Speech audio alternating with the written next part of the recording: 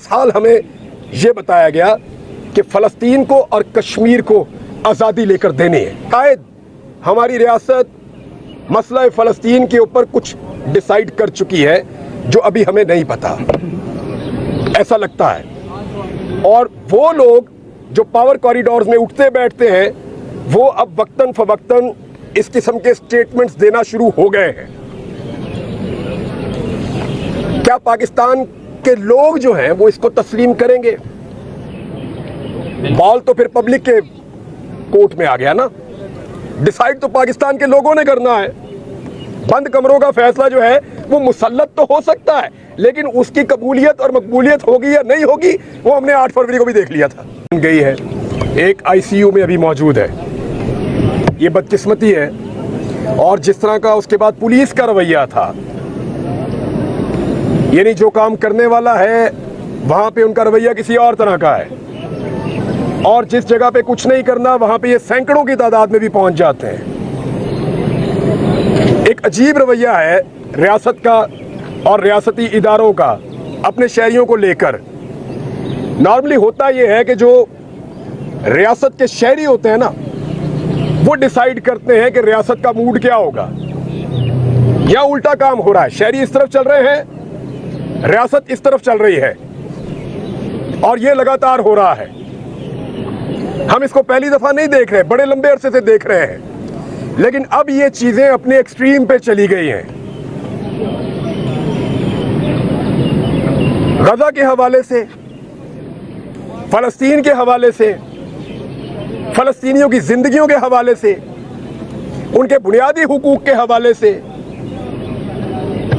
उनके बच्चों के जीने के हक के हवाले से। मैं छोटा सा था जब से मैं आवाज सुन रहा हूं, लगभग 40 साल हो गए सुनते हुए, और हमेशा पाकिस्तान की रियासत ने सपोर्ट किया था। सरकारी सतह के ऊपर एहतजाज होता था, मुझे याद है अच्छी तरह। सरकारी सतह पे, चाहे आमिर हो चाहे कोई पॉलिटिकल गवर्नमेंट हो, हमेशा एहतजाज होता था। पाकिस्तानी मिलकर एहतजाज करते थे, मसाजिद में दुआएं करते थे, सड़कों के ऊपर फैमिलीज मिलकर फलस्तीन के साथ खड़ी होती थी। और याद रखिएगा, बहुत सारे इस्लामी मुल्क हैं इस दुनिया में, लेकिन जो पाकिस्तान की अहमियत है वो सबकी नहीं है। आप एटॉमिक कंट्री हैं। आपके यहां से जो आवाज जाती है या आपके यहां से जो बात पहुंचती है उसमें ताकत ज्यादा है। बाकी मुसलमान मुल्क पैसे में बहुत ज्यादा होंगे, अमीर मुल्क होंगे, कहीं आबादी भी ज्यादा है, लेकिन जो ताकत अल्लाह ताला ने आपको दी है, जो अहमियत आपकी है, वो सबकी नहीं है। हमारी अपनी एक अलग अहमियत है, इसलिए हमारा एहतजाज, हमारा बोलना हमेशा से मानी रखता है, हमेशा से। बिल्कुल ठीक। इसलिए जब भी हम बोलते हैं उसका असर पड़ता है, और हमने माजी में देखा भी। आज अक्टूबर से लेकर अब तक वो मार रहा है। क्या बेबसी, हम रोक नहीं पाए। अरबों की तादाद है हमारी, वो चंद लाख लोगों को हम रोक नहीं पा रहे। हम तो थोड़े से होते थे यार, थोड़े से होते थे और सबको आगे लगाया हुआ होता था। तारीख गवाह है, सारी तारीख ये बता रही है कि मुसलमान थोड़ा भी होता था ना तो बहुत सारों का मुकाबला कर लेता था। रियासतें कांपती थी, लोग डरते थे। फर्क था गैरत का, गैरत का फर्क था। एक बच्चा मारा जाता था ना, एक खातून के साथ ज्यादती होती थी, सारे मुसलमान उठते थे। उन्हें पता था वापस आएंगे, बदला लेंगे, नहीं छोड़ेंगे। ये पूछेंगे, हिसाब मांगेंगे, जवाब मांगेंगे, ये हमारे घर तक पहुंचेंगे, ये इस केस को लड़ेंगे, ये पीछे आएंगे। गैरत होती थी। अजीब रजीम आ गया है। मैं आज पाकिस्तान टेलीविजन का डाटा चेक करवा रहा था, आपकी खबर नहीं चलती साहब वहां पे। आपको यकीन आ रहा है, अपनी जिंदगी में आपने ये दिन देखा कि पाकिस्तान टेलीविजन आपकी खबर नहीं चला रहा, आप फलस्तीन के हक में निकले हुए हैं। नहीं चल रहा साहब, टीवी चैनल्स को मना करता है। ये रजीम आ गया है इस मुल्क में। इस वक्त एक ऐसा अजीब रजीम है जिसके बारे में हमने कभी नहीं सोचा था। हमने नहीं सोचा था कि कभी ये हुकूमत ऐसी आएगी जो मना करेगी कि फलस्तीनियों के हक के लिए ना निकलो। सही। इसराइल के खिलाफ आवाज ना उठाओ। क्या ये रियासत तस्लीम कर चुकी है और बता नहीं रही? क्या हमने इसराइल की बालादस्ती तस्लीम कर ली है, या हमने मान लिया कि फलस्तीनी बस अब खत्म हो जाएंगे, उनको जीने का हक अब नहीं है? लेकिन कम से कम आवाज तो उठाने दो ना, और कुछ नहीं तो दुनिया को तो बताने दो कि हम क्या चाहते हैं, इस मुल्क के लोग क्या चाहते हैं। उनकी आवाज को खबर चलती जरूर है, मैंने ये चेक किया, खबर चलती है, लेकिन फलस्तीन में क्या हुआ ये बताया जाता है, जी आज इतने शहीद हो गए, बस ये खबर चलती है।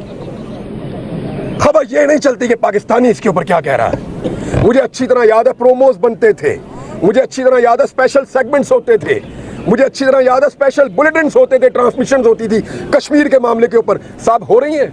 आपको बुला रहा है कोई? नहीं हो रहा। कोई आवाज उठाने के लिए तैयार ही नहीं है, कोई बात करने के लिए तैयार ही नहीं है। अभी जब ये कल मैं खबर पढ़ रहा था ना, दिल को अच्छा लग रहा था कि नॉर्वे ने, स्पेन ने, आयरलैंड ने फलस्तीन को तस्लीम किया, लेकिन साथ ही मेरे ख्वाब टूट गए जब मैंने मुशाहिद हुसैन सैयद को सुना कि पाकिस्तान की मिलिट्री हाई कमान वो क्या कर रही थी कि हम इसराइल को तस्लीम कर देंगे। मैं नहीं कह रहा, मुशाहिद हुसैन सैयद कह रहे हैं। पावर कॉरिडोर में उनके बड़े ताल्लुकात हैं, एक्सेप्टेबिलिटी बहुत है, वो कह रहे हैं। अलामा राजा नासिर अब्बास साहब ने कहा है, उन्होंने कहा जनरल बाजवा ने हमें कहा एनडीयू में इसराइल के सफारतखाने के हवाले से, एक तरफ हम ये खबर पढ़ रहे हैं कि वो गोरे गैर मुस्लिम वो फलस्तीन को तस्लीम कर रहे हैं, साथ ही दूसरी खबर हम ये पढ़ रहे हैं कि जहां पाकिस्तान के अंदर जो करता धरता और ताकतवर लोग हैं वो इसराइल को तस्लीम करने की बात कर रहे हैं। दिल ही टूट गया, तकलीफ हुई है। 70 साल हमें यह बताया गया कि फलस्तीन को और कश्मीर को आजादी लेकर देनी है। हमने जब नई बंदूक खरीदी ये सोचकर खरीदी, मैं अपने बाप दादा से आपको बता रहा हूं, जब नई बंदूक खरीदी ये सोचकर खरीदी कि कभी वक्त आया ना तो कश्मीर और फलस्तीन इसके हक के लिए ये इस्तेमाल हो जाए तो अल्लाह हमसे राजी हो जाएगा। हमेशा ये सोचा। लेकिन आज रियासत की क्या पॉलिसी है किसी को समझ आ रही है? मुंह से कहते हैं हम फलस्तीन के साथ खड़े हैं, और जो फलस्तीन के साथ खड़ा है उसको गाड़ी के नीचे भी देते हैं, डंडे से भी मारते हैं, उसको गिरफ्तार भी करते हैं, उसका स्पीकर भी उठा कर ले जाते हैं, ज्यादती कर रहे हैं। लेकिन ये सारी चीजें तारीख में लिखी जा रही हैं। ऐसा नहीं है कि इनसे जान छूट जाएगी। ये सब रिकॉर्ड का हिस्सा है कि कौन आया, किसने क्या कहा और उसके दौर में क्या हुआ। कल हम किसी को मंजन नहीं बेचने देंगे, साहब गवाह रहिएगा। कल आकर कोई अगर मंजन बेचेगा और वो कहेगा कि मैंने ये किया था और वो किया था, तो उसकी बात नहीं मानेंगे। अब इसको रिकॉर्ड पे रखें। आज इस रिजीम ने फलस्तीन के कॉज को पाकिस्तान के अंदर मैक्सिमम डैमेज कर दिया है, मैक्सिमम। इतना पहले कभी नहीं हुआ था। और अगर आज ये कॉज कहीं पे नजर आ रहा है ना, तो ये सिर्फ आपके साथ मुश्ताक अहमद साहब खड़े। मुझे यहां से ठंडी हवा आ रही है सिर्फ डी चौक से, या कहीं पे जुम्मे वाले दिन दुआ हो जाती है, या कुछ लोग इकट्ठे हो जाते हैं, कोई बात कर लेता है इसके ऊपर। अदरवाइज मुझे जो मैं गैस कर रहा हूं, जो मैं स्मेल कर रहा हूं, या जो चीजें समझ आ रही हैं वो ये आ रही है कि शायद हमारी रियासत मसला फलस्तीन के ऊपर कुछ डिसाइड कर चुकी है जो अभी हमें नहीं पता, ऐसा लगता है। और वो लोग जो पावर कॉरिडोर्स में उठते बैठते हैं वो अब वक्तन फवक्तन इस किस्म के स्टेटमेंट्स देना शुरू हो गए हैं। क्या पाकिस्तान के लोग जो हैं वो इसको तस्लीम करेंगे? बॉल तो फिर पब्लिक के कोर्ट में आ गया ना। डिसाइड तो पाकिस्तान के लोगों ने करना है। बंद कमरों का फैसला जो है वो मुसल्लत तो हो सकता है, लेकिन उसकी कबूलियत और मकबूलियत होगी या नहीं होगी वो हमने 8 फरवरी को भी देख लिया था। डिसीजन तो पब्लिक का होगा फाइनली। तो रियासत को होश के नाखून लेने चाहिए। एक चीज में नहीं, 1 दर्जन चीजें हैं, लेकिन यहां मैं सिर्फ फलस्तीन की बात करूंगा। 1 दर्जन चीजें हैं जिन पर रियासत को होश के नाखून लेने चाहिए। और फलस्तीन पर खसूसी तौर पर ये पाकिस्तान के अवाम की घुट्टी में है ये मसला। मेरा छोटा सा बेटा 4 साल का, वो रास्ते में कह रहा था देखो ये वो वाली बोतल पी रहा है, ये तो वो उधर से आती है, बाबा इसको मना करें, घुट्टी में है। छोटे छोटे बच्चों को पता है, स्कूल के बच्चे जानते हैं। वो 2 फुटबॉलर ने उनका नाम लेकर बच्चे बहस कर रहे थे, मैं सुन रहा था बात उनकी और मैं हैरान हो रहा था कि ये किस तरफ जा रहे हैं, क्योंकि घुट्टी में है। वो कह रहा था वो फुटबॉलर अच्छा है, वो फलस्तीन को सपोर्ट करता है, ये इसराइल को सपोर्ट करता है, मुझे पसंद नहीं है। घुट्टी में है इस कौम की, इससे आप नहीं निकल सकेंगे साहब, बहुत बुरी तरह फंस जाएंगे। चीज़ों को रिव्यू करें और नेचुरल अंदाज में वैसे चलने दें जैसे पाकिस्तानियों की मंशा है। और मैं मुतालबा करता हूं इस प्लेटफॉर्म से और दूसरे प्लेटफॉर्म्स पे जहां जहां मुझे मौका मिलेगा कि ये जो 2 कत्ल हुए हैं ये रायगां तो नहीं जाएंगे इंशाअल्लाह, ये अल्लाह के यहाँ कबूल है और शहीद हैं 2, लेकिन रियासत की भी कोई रिस्पॉन्सिबिलिटी होती है, कोई जिम्मेदारी होती है। उनका काम सिर्फ सियासी पॉलिटिकल पार्टीज के दफ्तरों पे या सियासतदानों पे छापे मारना नहीं रह गया।